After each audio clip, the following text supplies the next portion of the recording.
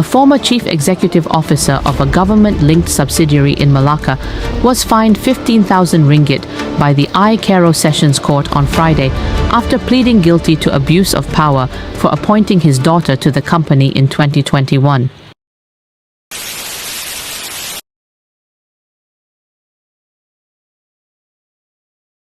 Assalamualaikum and good evening to Madam and my fellow friends. So my name is Nisa Nabila Binti Radzi and my matrix number is 2024960171. So today I want to discuss a topic that affects many Malaysians but is often overlooked, which is nepotism in hiring practice. So nepotism is like favoritism toward family members or close associates when hiring. So this issue has been remained persistent in both Malaysian public and private sector. So before continue, I want to ask, have you ever heard or seen someone getting a job just because they were related to the boss, not because they were the best candidate? If so, you have seen nepotism in action.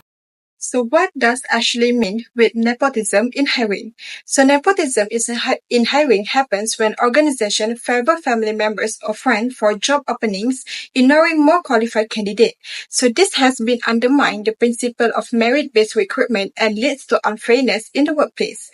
So in Malaysia, nepotism is visible in a government-linked company, public institution, and even in some private firms. So over the past few years, several high-profile cases have brought this issue into the public spotlight, showing how nepotism can shape who get hired and who is left out. So let's look at the real cases from Malaysia in the past few years. So in 2021, Amir Ali, the former CEO of Malacca Halal Hub SDM Berhad, a government-linked company, appointed his daughter as a financial officer without following fair hiring procedure. So he arranged salary payment totaling 13,750 for her. So this was a clear abuse of power and nepotism. In July 2024, Amir pled guilty under the Malaysian Anti-Corruption Commission Act and was fined 15,000 with a 6-month jail sentence as an alternative if he failed to pay the fine. So this case highlights how nepotism violates ethical standards and anti-corruption law, damaging public trust and organizational integrity. So another alarming case happened in Sabah public education sector. A teacher named Muhammad Jainal Jarman was absent from his English classes for 7 months. So in 2017, instead of taking action, school official and education authorities, some with a personal connection to the teacher, cover up his absenteeism by falsifying attendance record. So a whistleblower teacher secretly recorded over 18 video clips documenting the absenteeism. However, she faced harassment and death threat instead of support. So the affected student took legal action, and in 2023, the High Court ruled in their favor, exposing systematic favoritism and lack of accountability. So from this case, it shows how nepotism protects underperforming individuals and punish those who speak out, leading to poor service quality and low morale. Now we move on to the impact of nepotism. So as everyone knows, nepotism has a serious consequence. First, it causes career stagnation for many qualified Malaysians. So when jobs go to less qualified but well-connected people, talented individuals are blocked from opportunities they deserve. So this leads to frustration and low morale among skilled workers. As a result, many Malaysians choose to leave the country in a search of fairer job prospects abroad. So Malaysia's brain drain rate is about 5.5%, nearly double the global average. So skilled professionals move to the country like Singapore and Australia, where hiring is a more transparent and merit-based. So the loss of these skilled professionals slow economic growth, reduce innovation, and waste the government investment in education. So second, nepotism also reduces productivity and innovation within organization. So when hiring decisions are based on connection rather than qualification, so company and a public agency often end up with less capable employees. So this lower overall performance and morals as other workers see unfairness and lose motivation. So over time, this can lead to higher turnover and a less competitive workforce. So the last one, nepotism widens socio-economic inequality by concentrating opportunities and wealth among few privileged. So this limits social mobility and deepens the divide between different groups in society, which undermining efforts to build a fair and inclusive Malaysia.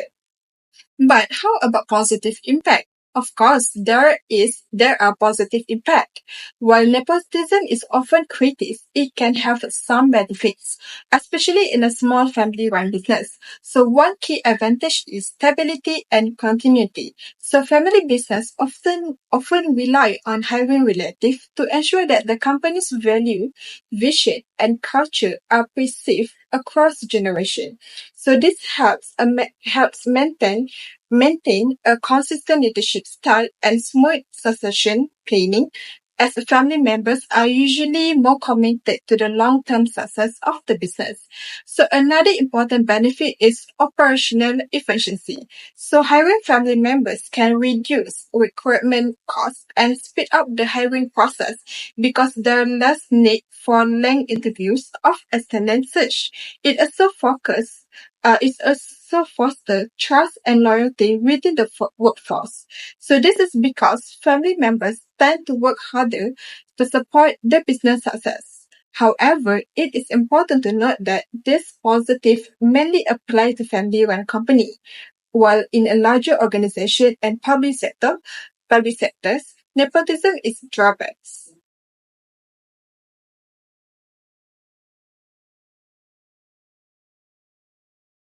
So, to fight nepotism in hiring, Malaysia needs to adopt evidence-based and effective solutions. So, here are 5 key steps, many of which are already recommended or being implemented. So, the first one is establish a clear anti-nepotism policy and mandatory disclosure.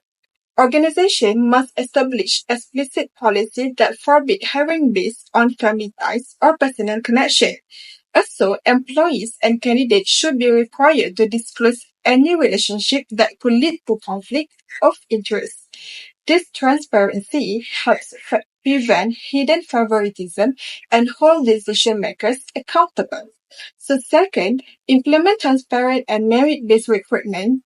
Job vacancies should be publicly advertised with a clear objective criteria for selection based on qualification, experience, and skills. So this openness ensures equal access to opportunities and reduce the chance of secretive bias hiring. So the third, use objective assessment criteria and diverse interview panels. By using standardized tests, structured interviews, and scoring rubrics helps evaluate candidates fairly. Not only that, diverse panel members from different departments or external experts reduce bias and groupthink. So the last one, conduct regular ethics and fairness training. So ongoing training program for HR personnel, manager, and employees are able to promote awareness of ethical hiring practice and the negative impact of nepotism. So this help to build a culture of integrity and fairness. So that's all for this session. So in conclusion, what I found after research regarding this issue is nepotism always remained a significant problem in Malaysia, affecting career growth, organization integrity, and social equality. So the recent high-profile cases that I shared before clearly show that the damaging effects of favoritism and lack of accountability.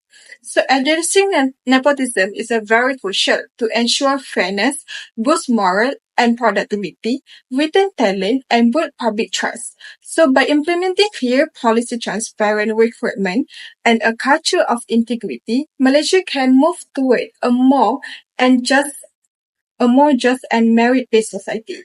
So it's up to all of us, students, future professional and citizens, to support fair hiring practice whenever we go.